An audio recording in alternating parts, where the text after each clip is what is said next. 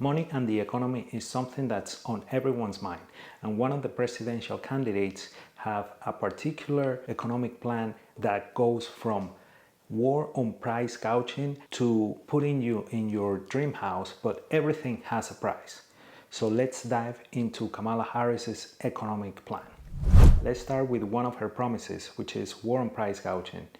According to her, she will ban federally the ability for businesses to do price gouging, and that will, according to her and her plan, will allow you to buy certain foods and certain items for a set price. Even when everything sounds good at the beginning, that might not be truth, because it's not the first time that this is implemented, and this is a hallmark policy of socialist and communist governments, where they set the price of the items and the services that you have. But you might be thinking, what is so bad about it? When you're a producer, meaning that you're a farmer and you want to produce a product, you have to pay a cost, which is your cost to produce that item. When you are selling that item to the supermarket and the government is telling you what price you have to sell that item for, you're gonna do what any other business person would do. You will try to produce as long as you don't have any losses, but your profit margin is so low that at some point you will have to shut your business down. And these, my friends, create scarcity of the product. And I'm not telling you this because I read it somewhere. I'm telling you this because I lived it back in my homeland, Venezuela, where the dictatorship and the socialist government has put in place way too many times price cap laws. And these have not worked because they have done it in order to fight inflation. And this has created is for the shelves of the supermarket to be empty and to remain empty while these laws are in place. Another promise of Kamala's economic plan is to give all qualified first-time home buyers a credit of $25,000 that will go towards their house of their dreams. And even when this sounds like sugar and roses, it's not just like that,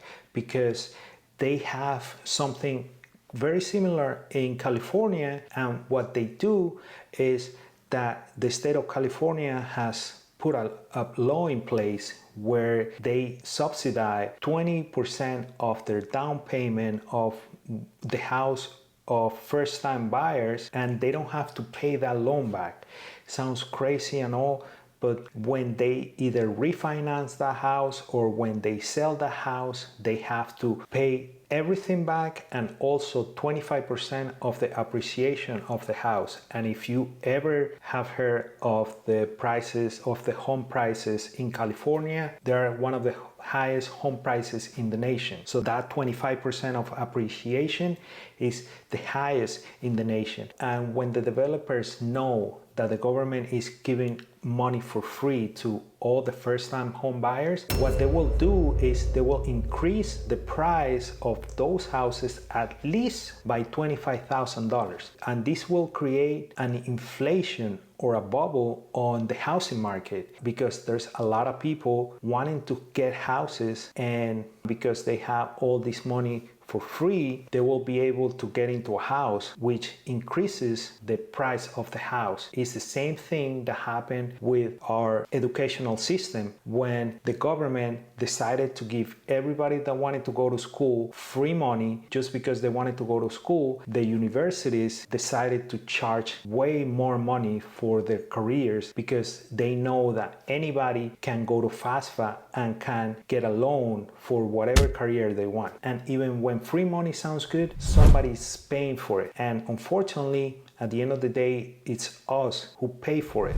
Along with the price capping of food, another policy is to price cap drug prices. And even once again, this might sound good at the beginning, this doesn't go anywhere, because even when they do have a huge amount of profit, there's a lot of things that go behind the scenes, not only for pharmaceutical companies, but also for insurance companies, that runs down to us, the consumers, who have to either go to a hospital or get a prescription. And you probably have heard why the same medication is cheaper somewhere else than here in America. Well, this has to do with decades of big pharma and big insurance companies working with their lobbyists and with other politicians. And it doesn't have to do just the left, right and left too. They have put in place laws and regulations that increase those prices for those services and for those medications, and those who pay the price is us, the consumers, the American citizens. Kamala Harris also promised to increase the corporate tax from 21% to 28%. This will not only create inflation, because that increment will trickle down to us, the consumers. Whatever services, that corporate tax goes to everyone, big corporations and small and pop businesses. So if you have your favorite small and pop pizzeria, you will have an increment on the prices just only because that business has to pay a bigger tax in order to run. So everything will increase, prices, services, you name it. Instead of giving the businesses the ability to freely open and run a business, what they're doing is putting a lot of red tape for whoever wants to run a business. They will have to pay the price to be able to run the business. And once again, what this does is to increase prices of products and services. And those businesses who are not willing to pay that increment of the tax, unfortunately, they will have to close their doors. Another promise of her plan is to increase the minimum wage. Even when, once again, it sounds good at the beginning, it definitely doesn't make any sense, because maybe you think that minimum wage should be something that is federalized and should be something like $25 an hour. Well, those mom and pop businesses that have probably 10 employees, they will have to cut down their employees because the numbers don't add up. And if they want to keep the same employees on payroll, they will just trickle down that pay raise to you, to me, to us, the consumers. And don't worry about Walmart, don't worry about Amazon, don't worry about any other big corporations, because at the end of the day, when you ask for a federal minimum wage, those corporations, they fire people and then they put machines. And that's when it makes sense that now when you go to McDonald's, you probably don't order your burger to a person. You just go to a screen and that's where you put your order. Or when you go to Walmart, you don't even have a cashier to ring your items. You just do it yourself, because that person that it was supposed to be there, that's the person that the federal minimum wage is supposed to help. But the big corporations always have a plan B. As you notice, this economic plan puts a lot of weight on the government and put a lot of strain on not only the citizen, but also corporate entities. And that's one big recipe for disaster, because it will make a lot of us depend on the government instead of trust the free market to make the economy grow. This promise is crazy. She promised to increase capital gains from 25% to 46%, and also put in place an unrealized capital gain tax of 25%. This disrupts not only the economy, but also the asset market, real estate, stock market, any type of assets, because it will create volatility in the market, because markets, what they want is stability, long-term stability. And maybe you're saying, well, I don't put my money on the stock market, that's too risky for me. Maybe you have a 401k through your employer, and that employer is putting that 401k money in the stock market. So either you want it or not, you own assets. And that's not even talking about the 25% on unrealized taxes, because let's say you own a home and your home is $500,000 and the next year is $1 million. The market went up. So from those $500,000,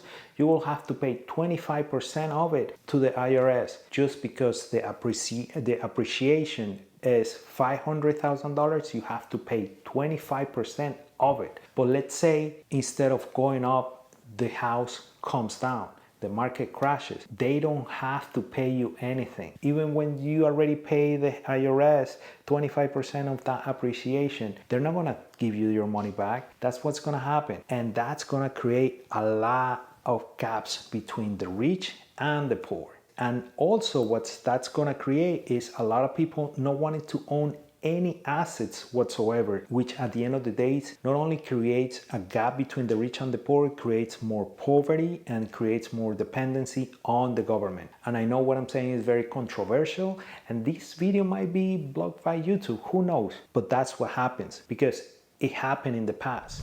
But I'm not doing this because it's Kamala Harris or anything like that.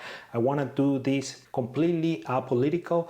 So if you want me to do Donald Trump's economic plan, just let me know and I'll gladly do it. Another of the promises of this economic plan is to wipe all the healthcare debt that Americans have. Once again, it sounds good at the beginning, but you have to understand that in order to wipe that debt, they have to print money. And when they print money, because they're not producing anything, there's that unbalance on money in the market and nothing to be used for. So what this creates is inflation, and that inflation is the biggest tax that a government can put on their citizens. Also, I want to say something that is very important. Don't ever take politics or the economy for granted, because those are the aspects of a civilization that give us prosperity, and prosperity should never be taken for granted.